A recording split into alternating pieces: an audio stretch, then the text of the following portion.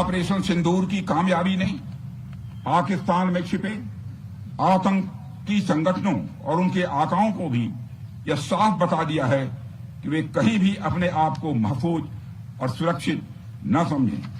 अब वे हमारे बहादुर भारतीय सेनाओं के निशाने पर हैं। दुनिया जानती है हमारी सेनाओं का निशाना अचूक है और जब वो निशाना लगाते हैं तो गिनती करने का काम वह दुश्मनों पर छोड़ देते हैं। साथियों, आज आतंकवाद के खिलाफ भारत की प्रतिज्ञा कितनी कठोर है इसका पता इसी बात से चलता है कि हमने उनके न्यूक्लियर ब्लैकमेल की भी परवाह नहीं की है। पूरी दुनिया ने देखा है कि कैसे गैर जिम्मेदाराना तरीके से पाकिस्तान द्वारा भारत को अनेक बार एटमी धमकियां दी गई हैं। आज श्रीनगर की धरती से मैं पूरी दुनिया के सामने यह सवाल उठाना चाहता हूं कि क्या ऐसे गैर जिम्मेदार और रोग नेशन के हाथों में परमाणु हथियार सुरक्षित हैं? मैं दुनिया के सामने यह सवाल खड़ा करना चाहता हूं। मैं मानता हूं कि पाकिस्तान के एटमी हथियारों को IAEA international atomic energy agency की निगरानी में लिया जाना चाहिए। मैं ये कहना चाहूंगा और साफ तौर पर कहना चाहूंगा। साथियों, हमारी सेनाओं हमारी सीमाओं पर अपनी मातृभूमि की रक्षा के लिए जिस तरह से आप सभी बिना रुके बिना थके दिन रात लगे रहते हैं वह अपने आप में अद्भुत है और अद्वितीय भी है। आपकी यही बातें हम सब भारतीयों के लिए मार्गदर्शक का कार्य करती हैं। यही कारण है कि मैं हमेशा आपसे मिलने के लिए उत्साहित रहता हूं ताकि आपके अंदर की ऊर्जा से हम सब भी कुछ प्रेरणा ले सकें।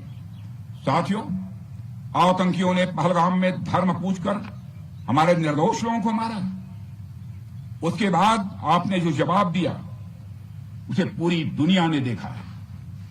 उन्होंने यह नहीं सोचा कि आम नागरिकों ने उनका क्या बिगाड़ा है, उन्होंने ऐसा क्या किया है कि उन्हें मार दिया जाए। पर मैं यह कहना चाहूंगा, आतंकियों ने भारतीयों को धर्म पूछकर देखकर मारा, धर्म पूछकर मारा, तो हमने आतंकियों को उनका कर्म देखकर मारा है। उन्होंने धर्म देखकर बेगुनाहों की जान ली। यह पाकिस्तान का कर्म था। हमने कर्म देखकर उनका खात्मा किया। यह हमारा भारतीय धर्म है। एक रक्षा मंत्री के रूप में मुझे आप सबको बेहद नजदीक से वर्षों से जानने का और समझने का अवसर मिला है। मैं आपके साहस और पराक्रम को तो जानता ही हूं, साथ ही साथ पहलगाम जैसी घटना के प्रति आपके गुस्से को भी मैं अच्छी तरह जानता हूं। साथियों, मुझे पता है कि पहलगाम के बाद आपके अंदर गुस्सा था, पूरे देश के अंदर गुस्सा था। मुझे पता है कैसा महसूस होता है जब धमनियों में बह रहा रक्त बेकाबू होने लगे। और मुझे इस बात की खुशी भी है कि आपने अपने गुस्से को सही दिशा देते हुए बड़ी बहादुरी और सूझबूझ के साथ पहलगाम का बदला लिया है। रही बात पाकिस्तान की, तो उसकी बात ही क्या करूं आपसे।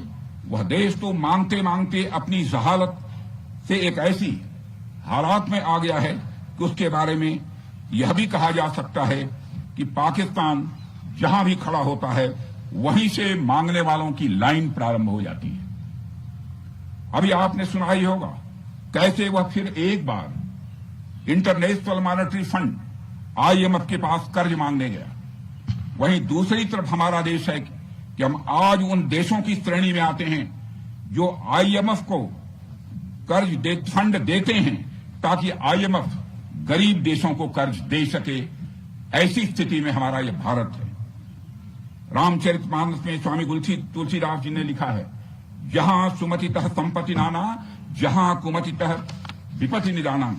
यानी जहां सुमति होती है, अच्छी नीतियां होती हैं, वहां सुख और समृद्धि होती है, और जहां कुमति होती है, बुरी मति होती है, केवल दूसरों के हित की भावना होती है, वहां तरह तरह की विपत्तियां स्वाभाविक रूप से आती ही हैं। पाकिस्तान जिसका जीता जागता यह उदाहरण है। साथियों, भारत के बारे में पूरी दुनिया यह बात जानती है कि हमने हमेशा शांति को प्राथमिकता दी है। हम आमतौर पर युद्ध के समर्थक कभी नहीं रहे, लेकिन स्थितियां जब इतनी विकट हो जाएं, जब देश की संप्रभुता पर आक्रमण होने लगे, तो जवाब देना यह आवश्यक हो जाता है। राष्ट्रकवि रामधारी सिंह दिनकर जी की पंक्तियां आपके सामने रखना चाहूंगा। रुग्ण होना चाहता कोई नहीं, रुग्ण होना चाहता कोई नहीं, रोग लेकिन आ गया जब पास हो तिक्त औषधि, कड़वी औषधि, तिक्त औषधि के सिवा उपचार क्या, शमित होगा वह नहीं मिष्ठान्न से। यानी कोई बीमारी अगर लग जाए वह मिठाई से दूर नहीं होती है, उसके लिए कड़वी दवा ही काम करती है। इसलिए आतंकवाद जैसे रोग के लिए भी ऑपरेशन सिंदूर जैसी दवा की बड़ी जरूरत हो गई थी। साथियों, पूरे देश में हमारी सेनाओं को और हमारे सैनिकों को एक सम्मान की दृष्टि से देखा जाता है। एक सशक्त राष्ट्र वही होता है जो अपनी सेनाओं को सम्मान के साथ साथ आधुनिक हथियार और साजो सामान भी दे जिसकी उसे जरूरत है। मुझे गर्व है कि आज प्रधानमंत्री जी के नेतृत्व में सरकार हमारी सेनाओं के लिए यह सब सारा काम कर रही है। हमने यह सुनिश्चित किया है कि हमारी सेनाएं हर परिस्थिति के लिए तैयार रहें। और मैं यहां पर army chief general Upendra Dwivedi ji को भी बधाई देना चाहता हूं, क्योंकि बार बार मेरी चर्चा होती रही है और बार बार मैं यह पूछता हूं कि जो भी आवश्यकताएं हैं उन आवश्यकताओं को पूरा करने के लिए हम पूरी तरह से तैयार हैं। और इसलिए इसके लिए हम वर्ल्ड क्लास बेहतरीन गुणवत्ता वाले साजो सामान अपनी सेनाओं को देने की कोशिश कर रहे हैं। आज आधुनिक राइफल्स, मिसाइल डिफेंस शील्ड और ड्रोन जैसी नई पीढ़ी के कई इक्विपमेंट को तेजी से भारत में ही बनाया जा रहा है। साथियों, इसके अलावा सीमावर्ती इलाकों में हमने जो काम किया है वो आप सब देख रहे होंगे। आज एलएसी और एलओसी पर भी कनेक्टिविटी है, वैसी पहले शायद कभी नहीं थी। हमने हर स्तर पर यह दिखाया है कि हमारी सरकार केवल युद्ध भूमि पर ही नहीं बल्कि व्यक्तिगत रूप से और पारिवारिक रूप के साथ अपने सेना के जवानों के साथ खड़ी है। साथियों, अंत में एक बार फिर आप सभी को आपके शौर्य और पराक्रम के लिए हृदय से हार्दिक बधाई देता हूं। मैं आपको यह आश्वासन देता हूं कि हमारे प्रधानमंत्री जी के नेतृत्व में देश की सरकार और देश की जनता हर कदम पर, हर स्थिति में आपके साथ कंधे से कंधा मिलाकर खड़ी है। मुझे पूरा विश्वास है कि आपके सहयोग से हम इस पूरे क्षेत्र में आतंकवाद का समूल नाश करेंगे, ताकि कल को कोई भारत की संप्रभुता के खिलाफ आंख उठाने की हिमाकत न कर सके। इसी आशा और विश्वास के साथ आप सबके शौर्य और पराक्रम की सराहना करते हुए और आप सभी को अपनी हार्दिक शुभकामनाएं देते हुए अपना निवेदन समाप्त करता हूं।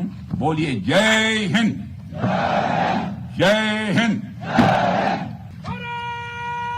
क्या बात है।